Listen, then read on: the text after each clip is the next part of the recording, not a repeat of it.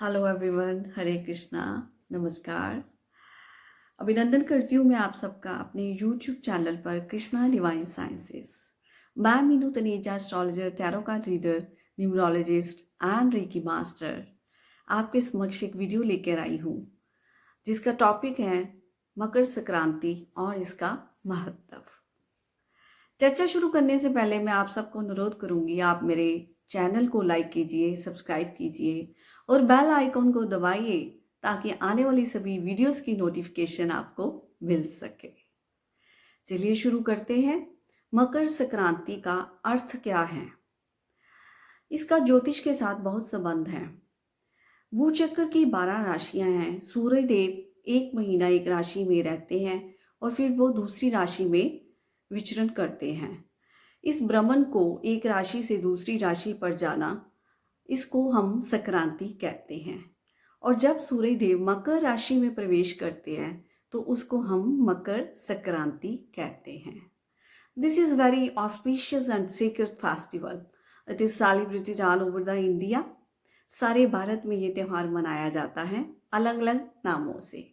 कई जगह इसको खिचड़ी कहते हैं, कई जगह मकर संक्रांति कहते हैं और कई जगह इसे पोंगल कहते हैं। इस दिन दान का और स्नान का विशेष महत्व है। और अब ये बात करते हैं कि ये त्यौहार कैसे मनाना चाहिए।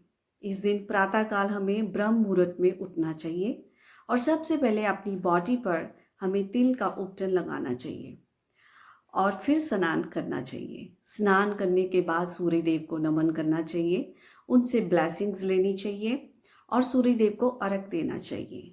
करना क्या है आपको, एक तांबे के लोटे में पानी भरकर उसमें लाल पुष्प, लाल चंदन और कुछ मीठा, चाहे गुड़ हो या चीनी हो, डालकर अपनी हाइट से ऊपर सूर्य देव को अर्घ देना है और साथ में मंत्र जाप करना है। ओम गृणी सूर्याय नमः 11 बार। इस दिन हम आदित्य हृदय स्तोत्रम का भी पाठ कर सकते हैं और विष्णु सहस्त्र नाम का भी पाठ कर सकते हैं। इस दिन स्नान का बहुत महत्व है। कहते हैं कि इस दिन भागीरथी ऋषि जी अपने तप से माँ गंगा को इस पृथ्वी पर लेकर आए थे। इस दिन ही माँ गंगा का उद्गम हुआ था। कहते हैं कि इस दिन गंगा जी के तट पर जाकर स्नान करना चाहिए या कोई और सरोवर, पवित्र सरोवर पर स्नान करना चाहिए। अगर हम नहीं वहाँ पे जा सकते तो हमें गंगा जल में थोड़ा सा पानी ऐड करके अपने घर पे ही स्नान कर लेना चाहिए। इस दिन दान का बहुत महत्व है। कहते हैं कि इस दिन किया हुआ दान हजारों लाखों गुना हमें पुण्य फल देता है। इस दिन हमें खिचड़ी, हमें गुड़ और हमारे काले तिल, ऊनी वस्त्र और पुराने वस्त्र भी दान करने चाहिए। इस जो मकर संक्रांति है, इसके साथ एक और रोचक विषय जुड़ा हुआ है, इसकी बात करते हैं। जैसे कि महीने को 2 भागों में बांटा गया है, कृष्ण पक्ष और शुक्ल पक्ष। ऐसे ही वर्ष को 2 भागों में बांटा गया, उत्तरायण और दक्षिणायन। गीता में भी भगवान ने 8वें अध्याय में वर्णन किया है, सूर्य की गति के 2 रास्ते बताए हैं, उत्तरायण और दक्षिणायन। उत्तरायण किसको बोलते हैं, पहले इसकी बात करते हैं। जब सूर्य देव मकर से मिथुन राशि में गोचर करते हैं तो उस काल को हम उत्तरायण कहते हैं। महाभारत में एक कथा का वर्णन करता है कि भीष्म पितामह जी, जिनको वरदान था कि वे अपनी इच्छा से मृत्यु पा सकते हैं, तो उन्होंने भी इस उत्तरायण को इंतजार किया था। वानशैया पर लेटे हुए उन्होंने प्राण नहीं त्यागे थे। उन्होंने इंतजार किया था कि जब सूर्य उत्तरायण में आएगा तो वह फिर ही प्राण त्यागेंगे।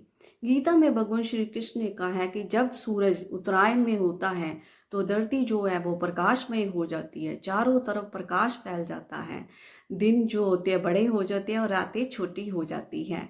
तो जब वो कोई इस पीरियड में अपने प्राण त्यागता है तो वह अगले पूर्ण जन्म को प्राप्त नहीं होता, वह ब्रह्म को प्राप्त हो जाता है। और जो मनुष्य दक्षिणायन में जब पृथ्वी अंधकारमय में होती है तो प्राण त्यागता है, उसको पूर्ण जन्म की प्राप्ति होती है। इस तरह इसका उत्तरायण जो है उसको देवताओं का दिन भी कहा जाता है। तो इस तरह इसके साथ एक और विषय जुड़ा हुआ है एंटरटेनमेंट का। इस दिन पतंग उड़ाने का भी बड़ा रिवाज है।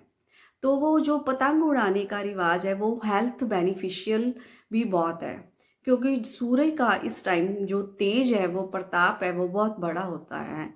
जब हम खुले जो आकाश के नीचे पतंग उड़ाते हैं तो जो सूर्य की किरणें होती हैं वो हमारे शरीर में एंटर करती हैं।